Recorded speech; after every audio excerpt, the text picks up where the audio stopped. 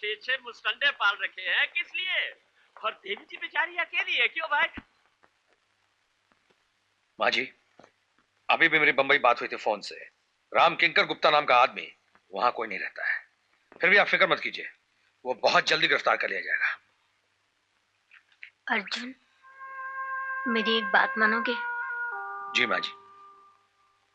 भगवान के धन की जब भगवान ने खुद ही रक्षा की है, मैं नहीं चाहती ये हंगामा और बढ़े। हो सके तो ये तहकीकात बंद कर दो। तहकीकात बंद कर दूं? आप नहीं जानते इसके पीछे बहुत बड़ी साजिश है। ओहो, इंस्पेक्टर साहब, ये मंदिर हमारे गांव का है और इस मंदिर की मालकिन हमारी देवी जी है। जब वो खुद कह रही है तो हमारे इस धर्म स्थान में समझ नहीं आता कि पुलिस को ताक डालने की क्या जरूरत है। ये बात नहीं है अर्जुन, तुम्हारे कानून से अगर वो बच भी जाए तो भगवान की सजा से वो कभी नहीं बच पाएंगे। उन्हें सजा मिलेगी, जरूर मिलेगी।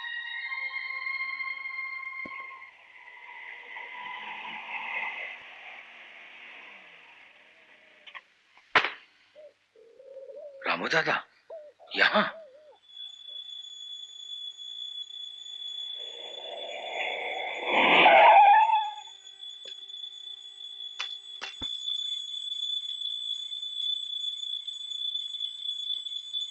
माँ जी, एक आदमी आपसे मिलना चाहता है, रास्ते में मिल गया तो उसे मैं अपने साथ यहाँ ले आया हूँ।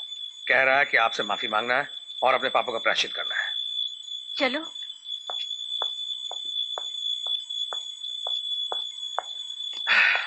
बाबा, बाबा,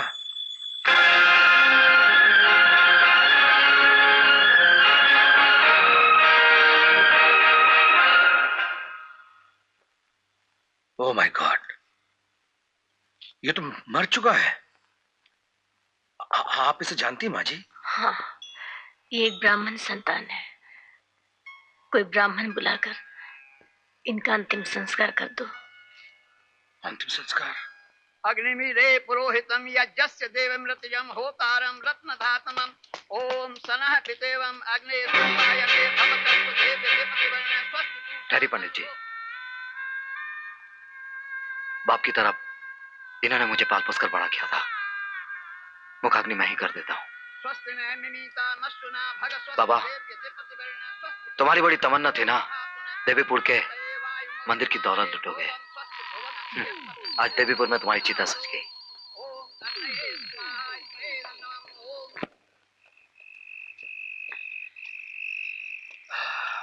माँ जी कहाँ है? आप लोगों के जाने के बाद बुआ जी ने कुछ नहीं कहा, अपने आप को कमरे में बंद कर लिया।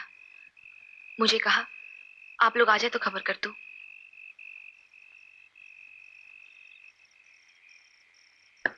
बुआ,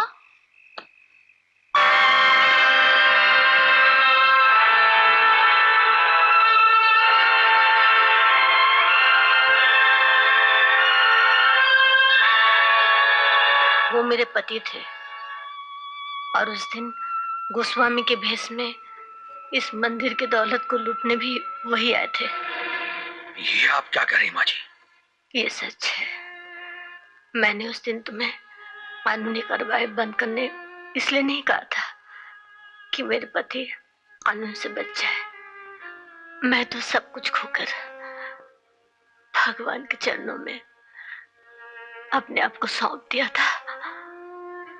मैं आजमाना चाहती थी कि भगवान का दिया हुआ वचन कि धर्म की रक्षा के लिए, पाप और पापियों के विनाश के लिए जब भी जरूरत होगी वो इस धरती पर प्रकट होंगे।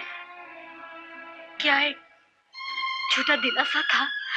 नहीं अर्जुन, वो प्रकट हुए, इसी मंदिर में प्रकट हुए। एक अधर्मी को सजा देने के लिए पत्थर का रूप लेकर वो पापी के सर पर पहाड़ की तरह टूट पड़े।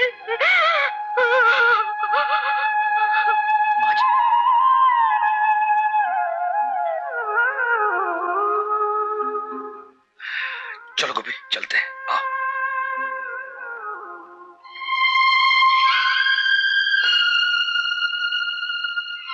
तुम नहीं गए मुझे कुछ और भी जानना है। जिसे हम भुलाना चाहते हैं उसे याद दिलाकर तुम्हें क्या मिलेगा?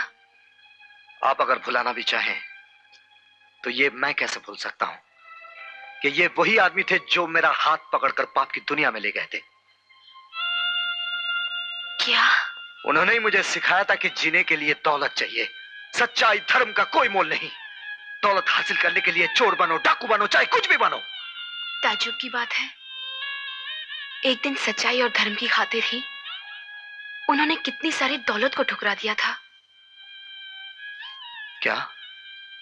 हाँ, जो कुछ मैं जानती हूँ मैंने अपने पिताजी से सुना। मेरे पिताजी की तरह रामनाथ शास्त्री भी एक जमींदार घराने के कुल देवता के मंदिर के पुजारी थे। जमींदार के इकलौते बेटे के हाथों एक कुंवारी गर्भवती कन्या का खून हो गया। कानून से बचने का सिर्फ एक ही तरीका था, परम धार्मिक रामनाथ शास्त्री की गवाही। सिर्फ आप ही बचा सकते हैं मेरे बेटे को। अगर आप अदालत में ये गवाही दे दे कि उस रात कुंदन आपके साथ था मंदिर में। नहीं नहीं ठाकुर साहब, मैं वैष्णव हूं, भगवान श्री कृष्ण का पुजारी हूं। गीता की सौगंध खाकर इतना बड़ा झूठ मैं कैसे कह सकता हूं? उसी की तो कीमत देना चाहता हूं पुजारी। 50 एकड़ जमीन तुम्हारी बीवी के नाम लिखवा दूंगा और उसके अलावा 25,000 रुपए नकद। बस ठाकुर साहब, मुझे लालच मत दीजिए। मैं आपके हाथ छोड़ता हूं। अधर्म के रास्ते पर चलने पर मुझे मजबूर मत कीजिए, ये मुझसे नहीं होगा। मैं भूल गया था रामनाथ शास्त्री की आप एक धर्मात्मा है। आपकी पूजा तो अलग ढंग से होनी चाहिए। ठाकुर साहब, मुझे क्षमा कर दीजिए। आपके नमक का हक मैं अदा नहीं कर पा रहा हूं। पुरखों से हम आपके मंदिर के पुजारी हैं। आप आज इतनी बड़ी मुसीबत में हैं, मैं आपकी कोई मदद नहीं कर सकता। इसीलिए अगर आप बुरा न माने तो मैं अपने पुजारी पद से त्याग दे रहा हूं। कल सवेरे ही हम गांव छोड़कर चले जाएंगे।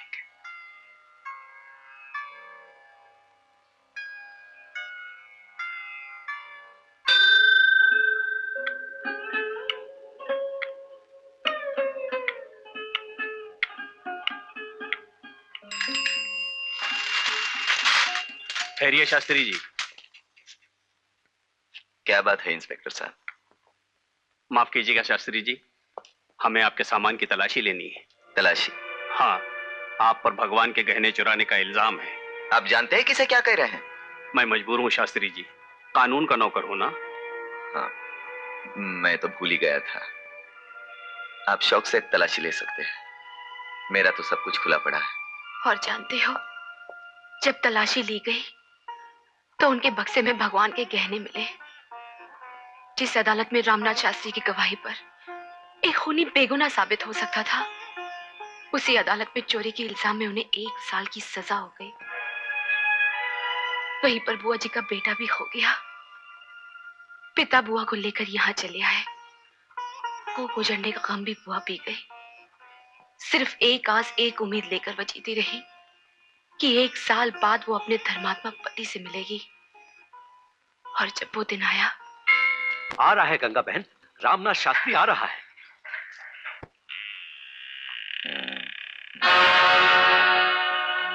ला बे माचिस ला।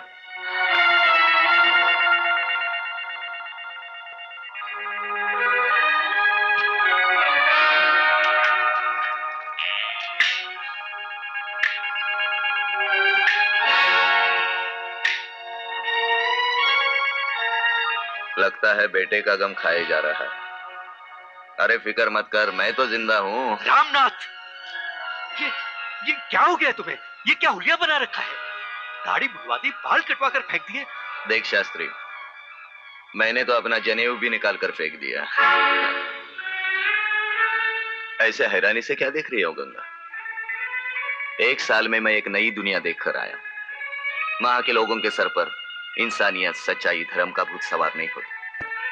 पता चला कैसे जीना चाहिए। चल हम उसी तरह जिएंगे। चल। रामनाथ, इंसान को गिरते हुए तो देखा था, लेकिन तुम जैसे विद्वान और ज्ञानी को ये मैं सपने में भी नहीं सोच सकता था। तुम्हारा ये नया अंदाज तुम्हें ही मुबारक हो।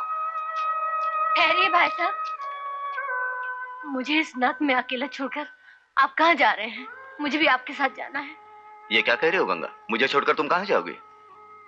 उस दुनिया में जहां तुम जैसे पापी की छाया तक न पड़ी। गंगा, मर गई तुम्हारी गंगा।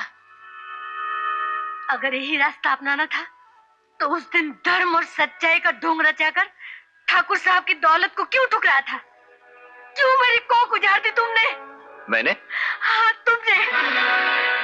1 साल जेल में रहकर तुमने 30 साल की जिंदगी को भुला दिया। शास्त्री घराने की परंपरा को मिट्टी में मिला दिया। आज से मैं ये समझूंगी, मेरे और तुम्हारे सारे रिश्तों की मौत हो गई है। सुन गंगा, गंगा,